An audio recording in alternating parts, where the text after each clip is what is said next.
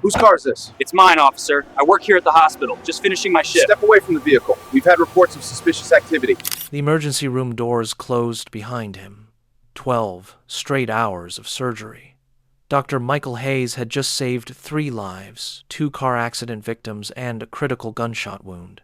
His hands, steady enough to operate on a human brain minutes ago, fumbled with car keys in the cold hospital parking lot at 2:47 a.m. His black Mercedes sat under a flickering streetlight. What he didn't know, someone had been watching. Someone whose body camera was recording the most expensive mistake of his career. Before we continue, where are you watching from? Hit subscribe. These stories need to be seen. Dr. Michael Hayes wasn't ordinary. At 38, he was one of the youngest neurosurgeons on Mercy General's trauma team. Son of a postal worker and teacher, full scholarship through medical school. Years grinding through 100-hour weeks. That night, he'd performed a 6-hour craniotomy on a 17-year-old with a fractured skull. He literally held her brain and saved her life. Then stabilized 2 more patients before finally heading home. He clicked his key fob. The Mercedes chirped. He reached for the door. A patrol car pulled up behind him, blocking him in. Officer Derek Coleman, 6 years with the department, had been watching Dr. Hayes for 2 full minutes from his patrol car. The body cam shows everything. He ran the plates clean. Registered to Dr. Michael Hayes. No warrants, no violations, nothing. He got out anyway. Whose car is this? Not good evening.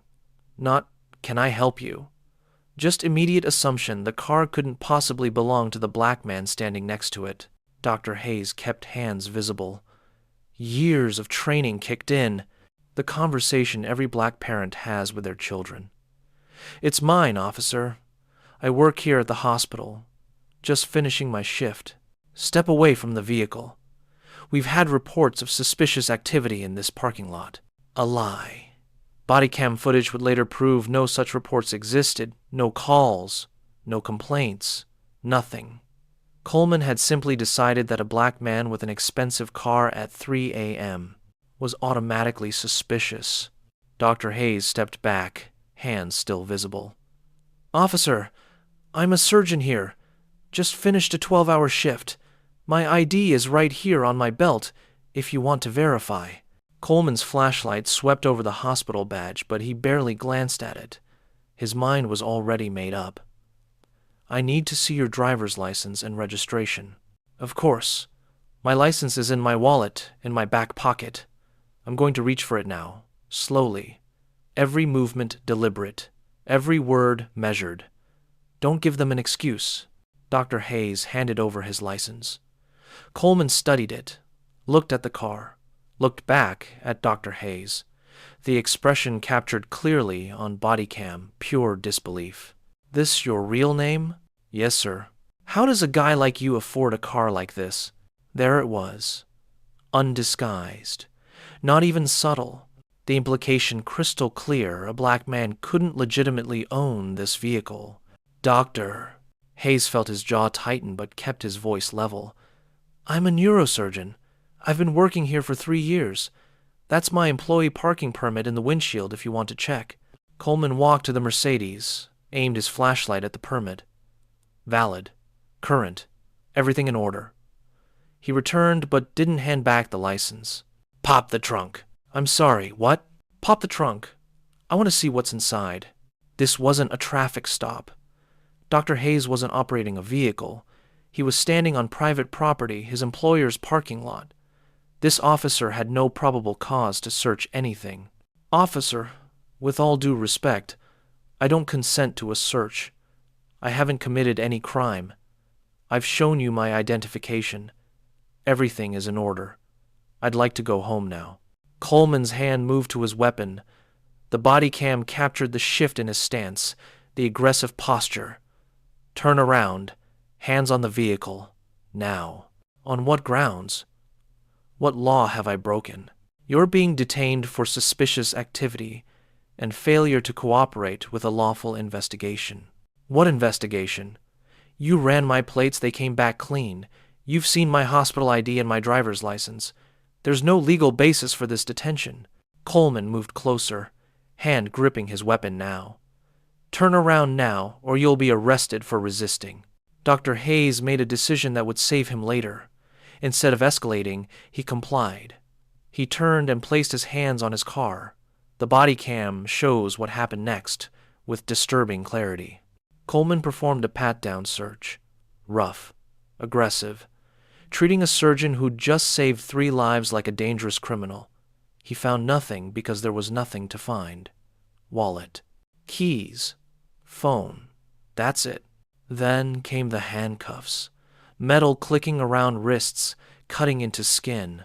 You're under arrest for obstruction of justice and suspicious behavior. This is insane, Dr. Hayes said, voice still controlled, despite everything. I'm a surgeon.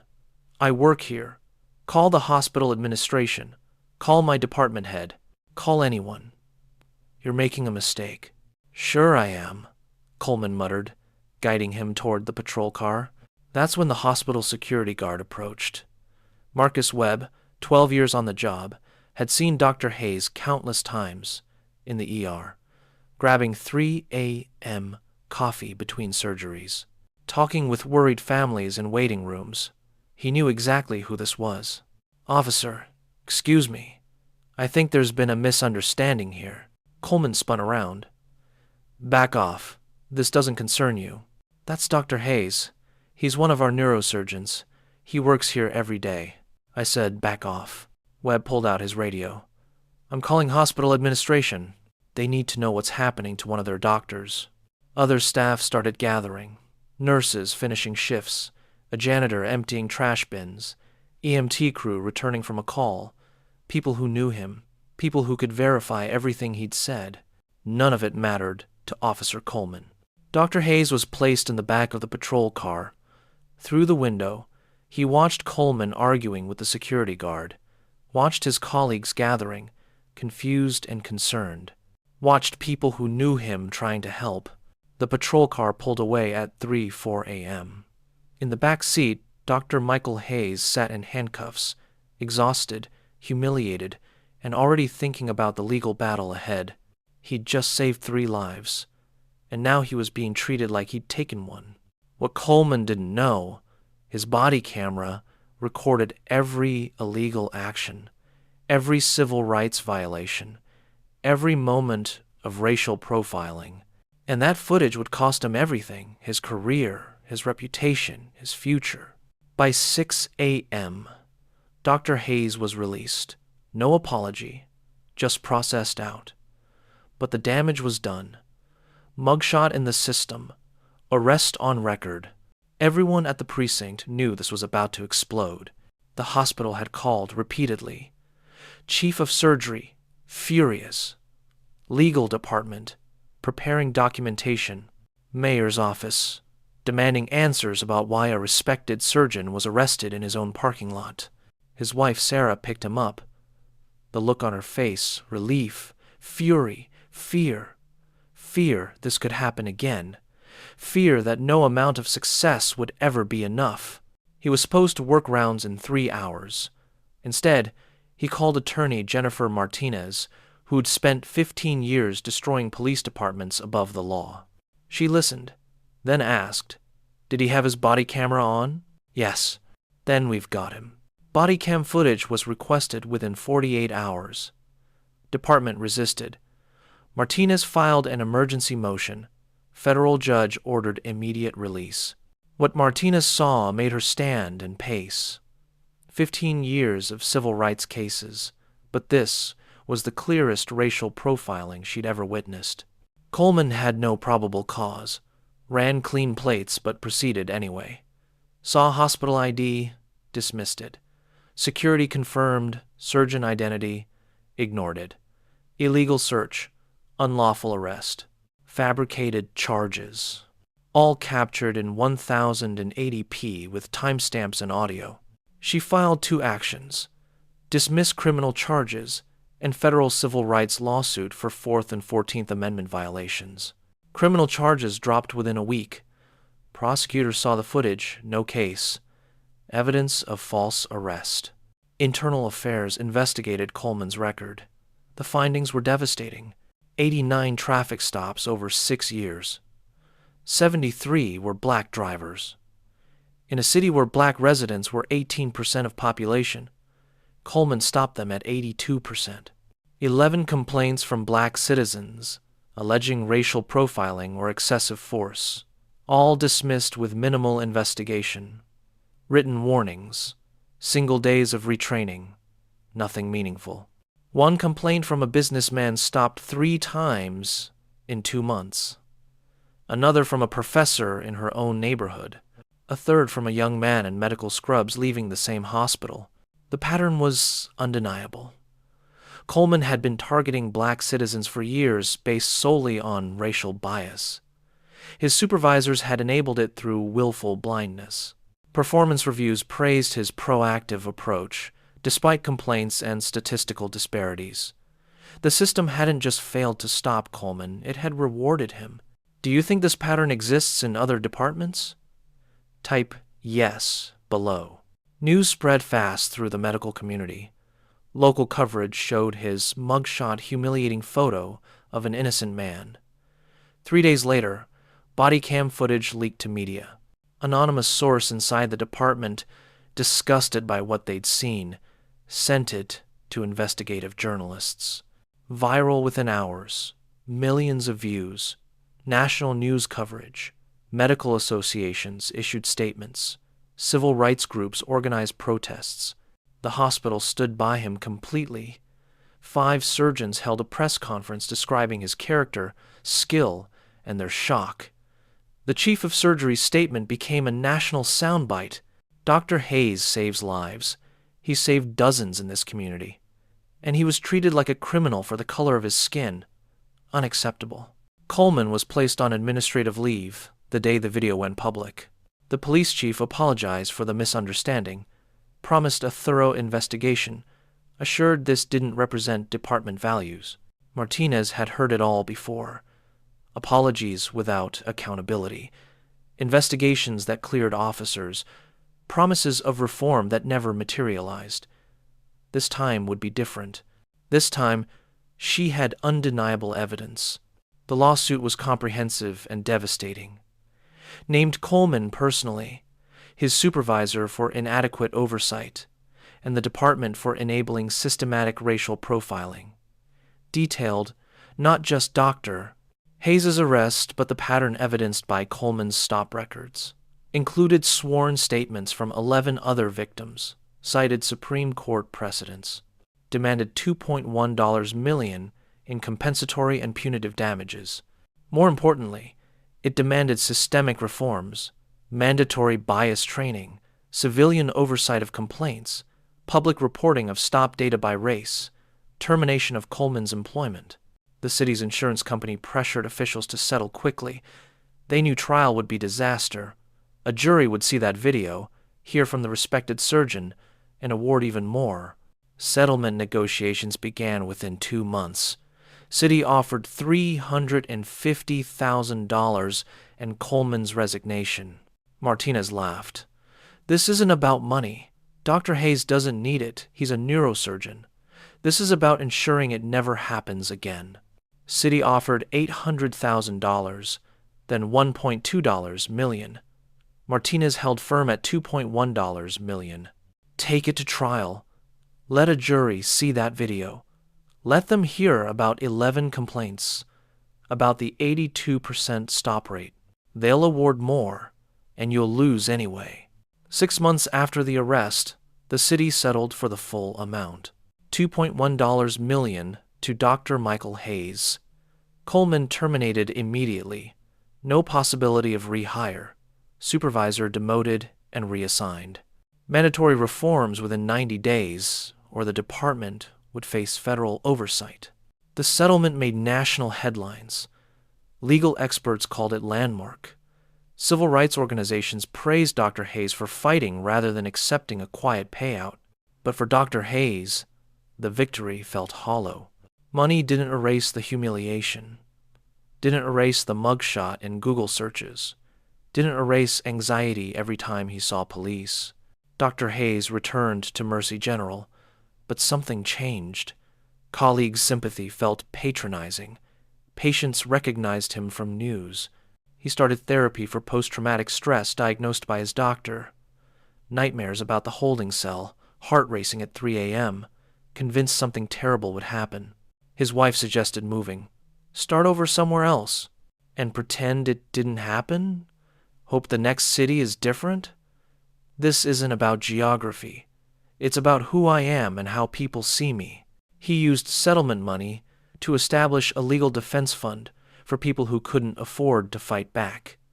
Gave speeches at medical conferences. Testified before city council about police reform. The man who wanted to save lives and go home became an accidental activist. Coleman's life collapsed. Fired from law enforcement. Blacklisted nationwide. Wife left with her kids. Bankruptcy within a year. Eventually found private security work at fraction of former salary. Never publicly apologized. Gave one interview to a right-wing podcast claiming he'd been railroaded by the woke mob. That interview ensured he'd never find better employment. The required reforms were implemented despite union resistance. Implicit bias training for all officers. Stop data tracked by race, published quarterly. Civilian review board with real investigative power. Mandatory body cameras for all interactions. 6 other officers were counseled after data revealed similar patterns. 3 resigned rather than face scrutiny. Others adjusted behavior immediately. Did reform solve systemic racism in policing? No. But they created accountability where none existed. Officers knew they were being watched, and that changed behavior. 2 years later, Dr. Hayes gave a national interview. What did he want people to understand? This wasn't about me being a surgeon. That made it news, but it happens to regular people every day, people without the resources, platform, or credibility I have. What happened to me was wrong, but worse is how often it happens to people who can't fight back. He paused. I'm lucky. I had evidence. A great lawyer, community support. But think about all the stops that don't get recorded, all the charges that don't get dropped, all the lawsuits never filed because people don't know their rights or can't afford to enforce them. Would he do anything differently? Not a thing. I could have stayed quiet, taken a small settlement and moved on. But that officer would still be out there, still targeting black people, still abusing his power. At least now, he can't hurt anyone else. What's your take? Would you have fought like Dr. Hayes or taken a quick settlement? Drop your thoughts. Coleman's body camera is now used in police academies nationwide. Thousands of recruits watch that 47-minute footage, analyzed frame by frame. This is what racial profiling looks like, instructors say. This is how you destroy your career, cost your city millions, and violate civil rights. Don't be this guy. The irony isn't lost. Coleman's worst moment became a teaching tool. Dr. Hayes still works at Mercy General, still saves lives, still performs impossible surgeries, but he's also a voice for accountability now, speaks at conferences about justice, works with civil rights organizations, mentors young black professionals on documenting police encounters. Most of the $2.1 million went to the legal defense fund he established. Money can't buy dignity, but it can buy justice for people who couldn't afford it otherwise. Coleman works warehouse security now, night shift, minimum wage, lives alone. His ex-wife and children in another state rarely contact him. Some former colleagues say he's bitter, convinced he did nothing wrong. Others say he's broken but can't admit it. Martinez keeps taking impossible cases. The Hayes case made her a national figure, and she's using that platform for bigger fights. Currently suing 3 police departments for patterns of racist enforcement. The Hayes case proved accountability is possible. Not easy, but possible. Every time an officer faces real consequences, it sends a message. Every settlement with reforms makes the next fight easier. Here's what that body camera ultimately proved. Coleman saw a black man with an expensive car and couldn't imagine a legitimate reason. His prejudice-poisoned brain, enabled by a system that never held him accountable, immediately jumped to criminality. He didn't see a neurosurgeon who'd saved 3 lives. Didn't see a man who'd worked 14 hours. Didn't see a human being wanting to go home. He saw a black man with something nice and decided that was suspicious. That decision cost his career, cost the city $2.1 million, cost his family everything. But more, it exposed a truth many don't want to acknowledge. This happens constantly. The difference is most victims don't have Dr. Hayes' resources, evidence, or platform. The video's still online. 47 minutes showing exactly what systemic racism looks like, not burning crosses or slurs, but assumptions and suspicion, power abused and rights violated, all because of skin color. Dr. Hayes was arrested at 2:47 a.m. for being black and successful. The evidence was overwhelming, the violation clear, the accountability, for once, real. $2.1 million. 1 destroyed career, 1 saved career. A message that sometimes justice actually works. If this showed you something important, subscribe. These cases need to be told.